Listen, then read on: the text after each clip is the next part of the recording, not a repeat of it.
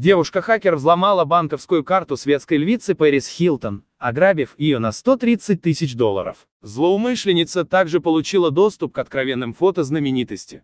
Согласно данным следствия, девушка сумела взломать iCloud Пэрис. Жертвами ее деяний едва не стали отец и сестра актрисы. Взломав банковский счет звезды, она зарезервировала место для новогодней вечеринки в голливудском отеле «Рузвельт». Злоумышленница также просила помощника Пэрис оказать ей материальную помощь на 80 тысяч долларов, прикидываясь Хилтон. Приговор хакерши будет вынесен 7 мая. Прокуроры требуют для нее 57 месяцев тюрьмы и выплаты ею компенсации.